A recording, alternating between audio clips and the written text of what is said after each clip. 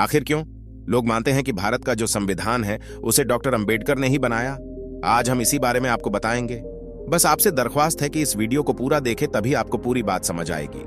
तो चलिए शुरू करते हैं इस वीडियो को।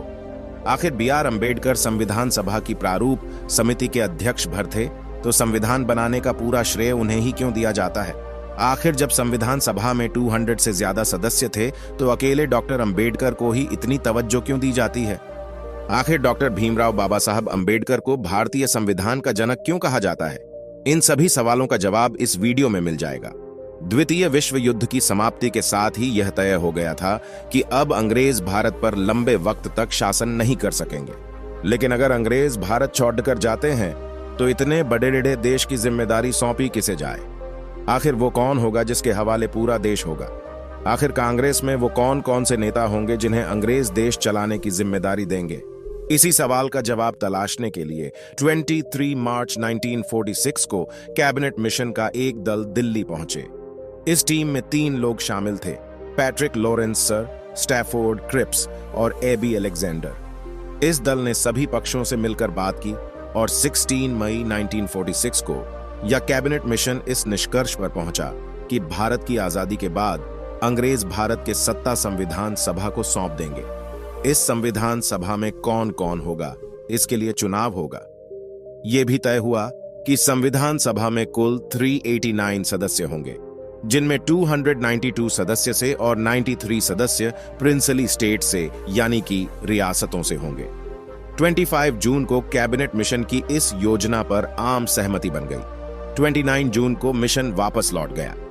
इसी कैबिनेट मिशन की सिफारिशों के तहत अंतरिम सरकार का गठन हुआ, जिसमें 2 सितंबर 1946 को भारत की अंतरिम सरकार बनी और जवाहरलाल नेहरू देश के पहले प्रधानमंत्री बने। इससे पहले कैबिनेट मिशन की सिफारिशों पर संविधान सभा के 385 सीटों के लिए जुलाई और अगस्त 1946 में चुनाव हुए। उस चुनाव में बाबा साहब डॉक्टर भीमराव अंबेडकर की एक उम्मीदवार थे, जो बंबई से शेड्यूल कास्ट फेडरेशन के उम्मीदवार थे, लेकिन वह चुनाव हार गए। हालांकि महात्मा गांधी से लेकर कांग्रेस और यहां तक कि मुस्लिम लीग के लोग भी चाहते थे कि अंबेडकर को तो संविधान सभा का सदस्य होना ही चाहिए। तब बंगाल से B.R. अंबेडकर को उम्मीदवार बनाया गया। मुस्लिम लीग के वोटों के जरिए डॉक्टर अंबेडकर वो चुनाव जीत गए और संविधान सभा के सदस्य बन गए। लेकिन अभी तो असली कहानी बाकी थी, जिसमें मुस्लिम लीग ने कैबिनेट मिशन के चुनावी प्रस्ताव को स्वीकार कर लिया था। उसी मुस्लिम लीग ने संविधान सभा में शामिल होने से ही इनकार कर इस बीच 6 दिसंबर 1946 को ब्रिटिश सरकार ने यह मान भी लिया कि 2 देश और 2 संविधान सभा में बन सकती। ब्रिटिश सरकार के इस माननीय भर को मुस्लिम लीग ने अपनी जीत के तौर पर देखा और फिर 9 दिसंबर 1946 को जब संविधान सभा की पहली बैठक हुई, तो मुस्लिम लीग से कोई भी उस बैठक में शामिल ही नहीं। हालांकि B.R. अंबेडकर उस बैठक में शामिल थे। मुस्लिम लीग ने मुस्लिमों के लिए अलग संविधान सभा और अलग देश की मांग करती। लाख कोशिशों के बाद भी जब मुस्लिम लीग के लोग नहीं माने, तो संविधान सभा ने अपना काम शुरू कर दी है, तो सच्चिदानंद सिन्हा को संविधान सभा का और अस्थायी अध्यक्ष नियुक्त किए। फिर 11 दिसंबर को सर्वसम्मति से डॉक्टर राजेंद्र प्रसाद संविधान सभा के अध्यक्ष नियुक्त किए गए। संविधान सभा की बैठक के 5वें दिन 13 दिसंबर को जवाहरलाल नेहरू ने संविधान सभा में लक्ष्य संबंधित प्रस्ताव पेश किया। वरिष्ठ कांग्रेसी नेता पुरुषोत्तम दास टंडन ने इसका अनुमोदन किया। हर सदस्य को इस पर अपनी बात रखनी थी। शुरुआत तो इसी से हुई कि जब तक मुस्लिम लीग के सदस्य सभा में शामिल नहीं होते, बात होनी ही नहीं चाहिए। लेकिन फिर मुस्लिम लीग का ढील रवैया देखकर संविधान सभा के ज्यादातर सदस्य आगे बढ़ने पर राजी हो गए और कहा कि अब कार्रवाई चलती रहे। फिर तारीख आई 17 दिसंबर 1946, वो तारीख जब डॉक्टर भीमराव अंबेडकर पहली बार संविधान सभा में बोले। हालांकि उस दिन डॉक्टर अंबेडकर से पहले 20 से 22 और भी लोग थे जिन्हें बोलना था। वरिष्ठ पत्रकार राम बहादुर राय अपनी किताब भारतीय संविधान के अनकही कहानी में लिखते हैं कि अंबेडकर 17 दिसंबर को बोलने के लिए तैयार ही नहीं थे, क्योंकि उन्हें पता था कि और भी लोग उनसे पहले बोलने वाले हैं, लिहाजा उनका नाम तो अगले दिन आ सकता है और तब वो तैयारी करके संविधान सभा में बोल सकते हैं। लेकिन और लोगों को पीछे छोड़ते हुए 17 दिसंबर को ही संविधान सभा के अध्यक्ष डॉक्टर राजेंद्र प्रसाद ने डॉक्टर अंबेडकर को बोलने के लिए आमंत्रित कर दिया। उस दिन डॉक्टर अंबेडकर बोले और खूब बोले और ऐसा बोले कि उनका कहा इतिहास हो गए। बकौल राम बहादुर राय की किताब भारतीय संविधान की अनकही कहानी, डॉक्टर अंबेडकर ने उस दिन कहा, कांग्रेस और मुस्लिम लीग के झगड़े को सुलझाने की एक और कोशिश जरूर करनी चाहिए। मामला इतना संगीन है कि इसका फैसला एक या दूसरे दल की प्रतिष्ठा के ख्याल से ही नहीं किया जा सकता। जहां राष्ट्र के भाग्य का फैसला करने का प्रश्न हो, वहां नेताओं, दल हो, संप्रदायों की शान का कोई मूल्य नहीं रहना चाहिए। वहां तो राष्ट्र के भाग्य को ही सर्वोपरि रखना चाहिए। उस दिन डॉक्टर अंबेडकर ने अपने भाषण का समापन करते हुए कहा, शक्ति देना तो आसान है, पर बुद्धि देना कठिन। लंबे वाद विवाद के बाद 22 जनवरी 1947 को संविधान सभा में लक्ष्य संबंधी प्रस्ताव को स्वीकार कर लिया, जो संविधान की प्रस्तावना का आधार है। हालांकि उस दिन तक भी मुस्लिम लीग का कोई भी प्रतिनिधि संविधान सभा में नहीं आया।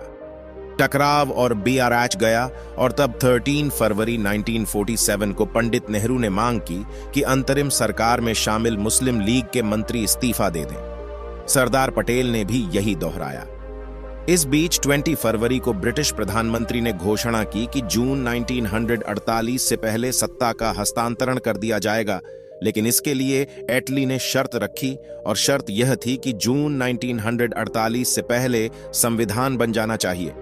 ऐसा नहीं हुआ तो फिर ब्रिटिश हुकूमत को विचार करना होगा कि सत्ता किसे सौंपी जाए। ऐसी परिस्थितियों को देखते हुए 28 अप्रैल 1947 को संविधान सभा का तीसरा सत्र शुरू हुआ। अध्यक्ष डॉक्टर राजेंद्र प्रसाद ने इटली की घोषणा के बारे में सबको बताया और कहा कि अब संविधान सभा को अपना काम तुरंत ही पूरा करना होगा। इसके ठीक पहले 24 मार्च 1947 को नए governor general lord Mountbatten Bharat आ गए और चंद दिनों में यह तय कर दिया था कि भारत का तो बंटवारा होगा। भारत और पाकिस्तान दो अलग अलग देश होंगे। अब इसकी वजह से संविधान सभा में फिर बदलाव होना। जिन सीट जैसे डॉक्टर अंबेडकर संविधान सभा के सदस्य चुने गए थे, वो सीट पाकिस्तान के हिस्से में चली गई। इस तरह से डॉक्टर अंबेडकर एक बार फिर से संविधान सभा से बाहर हो गए। लेकिन तब तक संविधान सभा के लोगों ने यह तय कर लिया था कि अंबेडकर का इस संविधान सभा में रहना जरूरी है। तब बॉम्बे प्रेसिडेंसी के प्रधानमंत्री हुआ करते थे बीजी खैर।